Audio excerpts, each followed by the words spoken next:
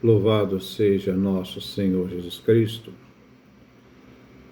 Nós vamos terminar com este encontro, reflexão sobre a revelação no Antigo Testamento, visto que já terminamos a revelação no Novo Testamento, nosso 14º encontro. Conteúdo da revelação do Antigo Testamento. Na forma e na fase da revelação que,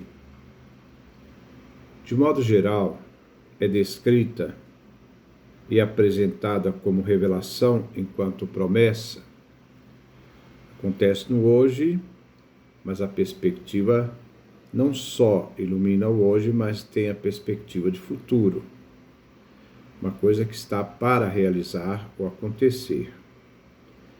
Deus se revela como Javé, o Deus que está aí.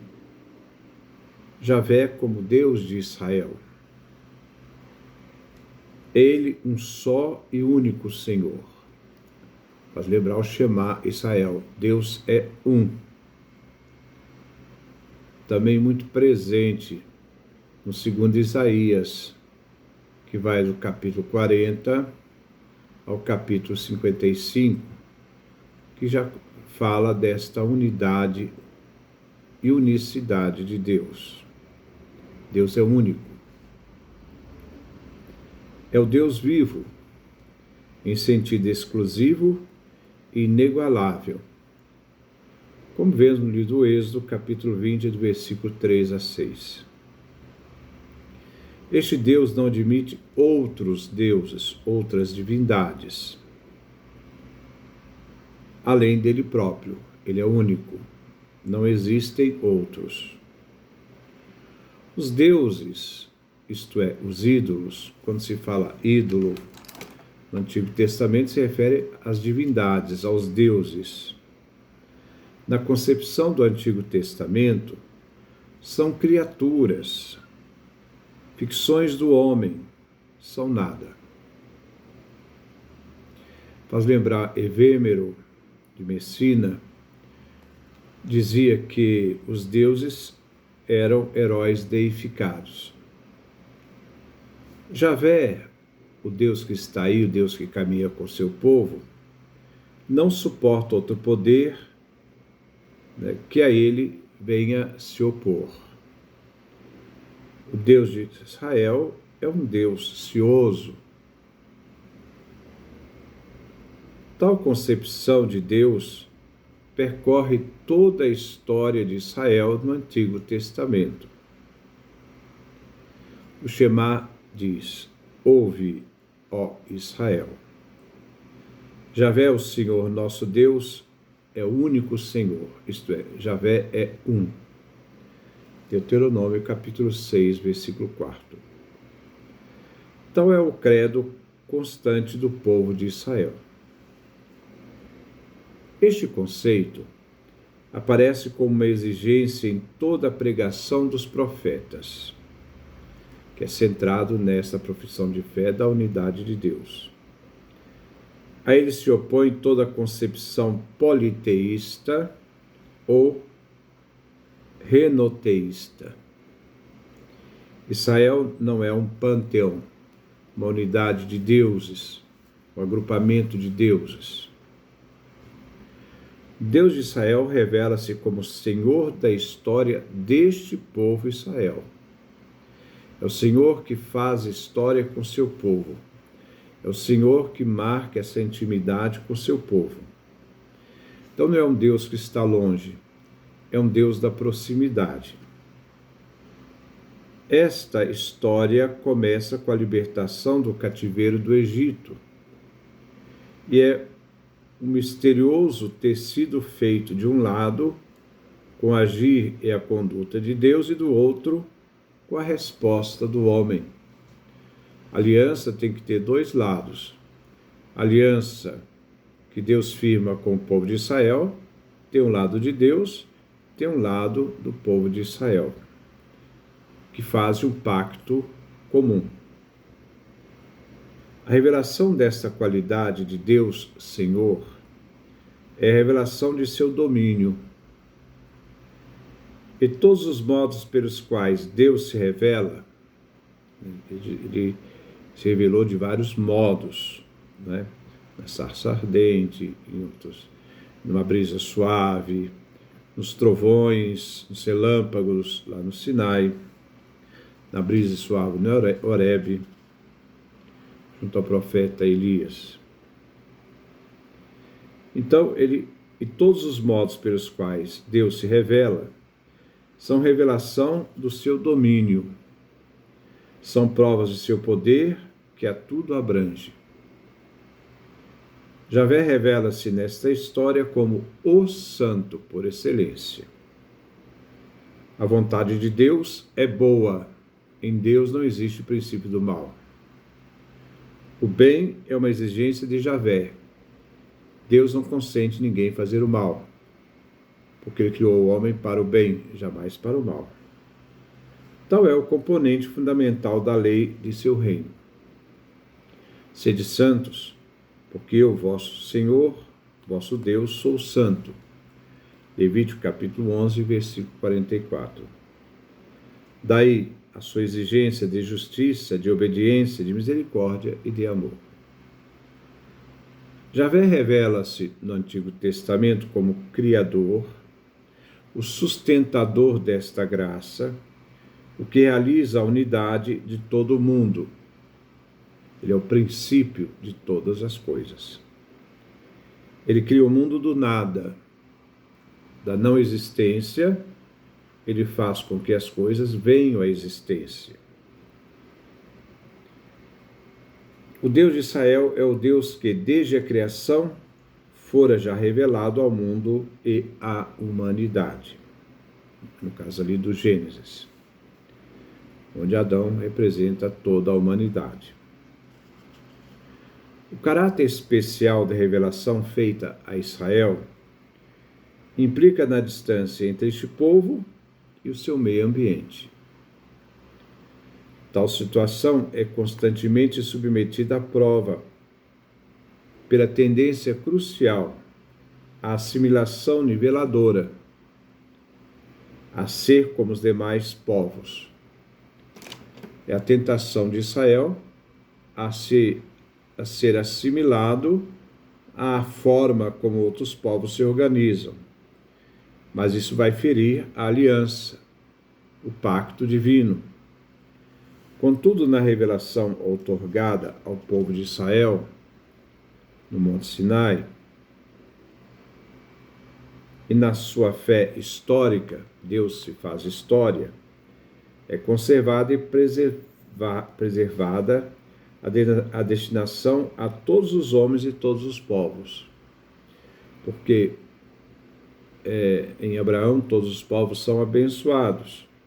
Mas aquilo que se manifesta a Israel é uma promessa também dada a todos os povos, no segundo momento.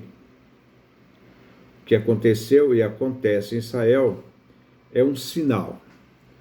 Israel se apresenta como um sinal para todas as nações, também chamadas a esta relação com Deus. Destina-se então a toda a humanidade. A exclusividade do povo de Israel, de Deus com seu povo, conjuga-se com a universalidade de Deus com a humanidade por meio, através de Israel. A lei de Deus é idêntica à lei escrita no coração de cada homem. A lei, a Torá do Sinai, também está presente na lei natural, no coração de todo ser humano. No coração de todo ser humano, a partir de Jeremias, retrata a realidade de que Deus faz uma aliança, uma aliança que não é de pedra, mas está no coração humano. Representa de maneira pura e inconfundível. Israel tem a função de representante de todos, de todas as nações, de toda a humanidade. De modo claro e inteligível, aparece na revelação feita, então, a Israel, o retorno ao passado a história pretérita. Quando se vê a história de Israel, se deve ver que essa história, hoje presente, tem um fundamento a toda aquela experiência no passado e essa relação de Deus com este povo, e esta experiência de Deus com esse povo depois se abre à humanidade. De modo inconfundível, interpreta o profeta ao presente como ação e disposição divina. Deus manifesta no momento concreto de história do povo de Israel. Mais clara que tudo isso é sua indicação do futuro. Ele se manifesta de forma concreta no presente do povo de Israel, mas a realização plena desta manifestação não se esgota no presente, mas está aberta ao futuro. É uma realização futura, já presente na história de Israel. A ideia do futuro domina todo o Antigo Testamento e baseia-se em inúmeros fenômenos. O futuro é mais importante do que o passado e o presente. O futuro é revelação, Deus se revelou na história, e promessa, a realização plena daquilo que será. Cada fato, por mais expressivo que seja, por melhor conservado, se apresente na lembrança de todos, como a libertação do cativeiro do Egito. Deus tirou da escravidão para, uma liberdade para.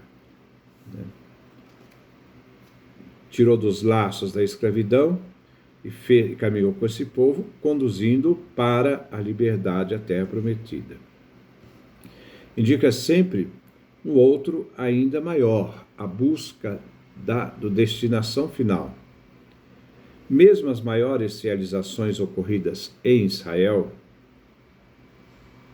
no passado, são sempre uma promessa de futuro, de algo ainda por vir. Então, essa relação passado, presente e futuro é importante. Aquilo que Israel faz experiência no presente tem fundamento naquilo que da relação do povo com Deus no Antigo Testamento, mas a perspectiva do fato que aconteceu tem a perspectiva da promessa da realização futura. Isso acontece igualmente com as figuras da revelação, os seus portadores, com Moisés, com os juízes, os reis, os profetas. Eles não são pessoas em quem a revelação se detenha. Então não se esgota, a revelação não esgota nessas personagens. Ou em quem ela termine. Eles também não representam o fim dessa revelação. São intermediários, tendo em vista o que eles anunciam no presente, diante da situação vivida naquele momento, mas a perspectiva está sempre para o futuro. É o que expressa: depois de nós virá alguém que é maior do que nós. Aquele que virá é o principal. Nele todas as palavras e promessas alcançam seu sentido. Em relação a ele, que é a realidade principal, todas as outras figuras reveladas no Antigo Testamento são apenas precursoras e preparadoras para aquilo que virá e aquilo que é a realidade final, aquilo que é o melhor, o maior. Todas as promessas do Antigo Testamento estão voltadas para o que virá depois. O reino em que se realiza a vontade de Deus deve primeiro ocorrer. O rei, segundo o coração de Deus, deve ser esperado. Então não esgota na pessoa, está para além da pessoa e do fato histórico. Sem dúvida, a terra da promessa, a terra prometida, deve identificar-se com a terra de Canaã. A força terrena e o poder político foram sempre considerados como realização da promessa, mas jamais cessou a consciência de que os acontecimentos de ordem terrena, como são os que nos apresenta o Antigo Testamento, não passam de sombra do que ocorrerá na vida futura. O mesmo ali se revela nas muitas alianças e pactos que Deus fez na história de Israel. Não são apenas coisas a serem lembradas e serem confirmadas. Não. Não é uma garantia do passado. É uma certeza do passado, numa experiência vivida no presente, que tem um contexto histórico, mas que ainda continua aberto porque está para aquilo que há de vir, que é o maior que se deve esperar. Não são apenas coisas a serem lembradas e sempre confirmadas. São também sinais daquilo que representam. São esperança de algo muito peculiar a Israel, sinal da nova e eterna aliança. Aquilo que vai acontecer em Jesus, a nova e eterna aliança, selada no sangue de Cristo derramado na cruz e na vitória sobre a morte e a ressurreição, essa realidade maior vai se manifestar, preparada pelo Antigo Testamento. Então, esses sinais, expressam uma realidade maior, presente em Israel, mas vai se realizar depois também para toda a humanidade, através da nova aliança. A consciência de que o que virá é mais importante domina Israel. Quando seu poderio terreno e sua própria terra se perdem.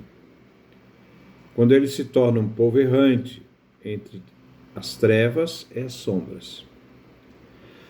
É preciso caminhar. O futuro é sempre aberto. O futuro é uma realidade da confiança. Os grandes profetas deste tempo, especialmente Jeremias e Ezequiel, Jeremias, o profeta antes do exílio, Ezequiel, o profeta do exílio, não surge apenas para revelar ao povo o sentido da história como juízo de Deus, mas para mostrá-los como a esperança do que está por vir. O vindouro dia do Senhor, o dia que virá. O reino que vem, o futuro profeta e rei ungido. Na expectativa do que há de vir, aquilo que virá, concentra-se e concretiza-se a expectativa e esperança da antiga aliança. Nesta imagem, na esperança da mesma, entrelaçam-se muitos elementos e motivos. Antes de tudo, o poder político. O que há de vir será o rei segundo a figura de Davi, é a perspectiva messiânica. Porém, superior a Davi. Superior a Davi, no caso aqui, em poder e glória. Será o Senhor de todos os povos. Então não se reduz a uma realidade centrada num poder político que se podia pensar sobre Davi. Uma realidade muito maior. Será o Senhor, então, de todos os povos. Surge aqui o motivo da salvação. Isaías, capítulo 7, capítulo 9 e capítulo 11. O Messias é o príncipe da paz, da justiça, da misericórdia, do amor. Esses predicados são os fundamentos do seu poder. Quais são os poderes do Messias que virá? Príncipe da paz, justiça, misericórdia e amor. Ezequiel cita o motivo do bom pastor que reúne o que está disperso, une o que está quebrado, fortifica o que é fraco. Ezequiel 34, capítulo 34. Para o segundo Isaías, que vai do capítulo 40 ao capítulo 55, o que há de vir não é um rei, na perspectiva de Davi como rei, no sentido de que é o poder político, não. É um servo de Deus, um servo sofredor, que apaga os pecados do mundo. Isaías 42. O que há de vir assume nova figura na visão de Daniel. Os grandes reinos do mundo serão destruídos pelo reino de Deus, cuja glória é eterna. Esta glória de Deus será conseguida por alguém que tem a figura de um filho do homem, mas que vem do céu, isto é, origem divina. Daniel capítulo 7. Ele é um filho do homem, a humanidade, mas esse filho do homem, a humanidade, tem sua origem divina, vem do céu. A expectativa messiânica, sua impregnação de motivos políticos, religiosos, de salvação, é uma amostra e uma prova de como a revelação do Antigo Testamento, a revelação no Antigo Testamento, é a revelação sobre a figura de promessa do que há de vir.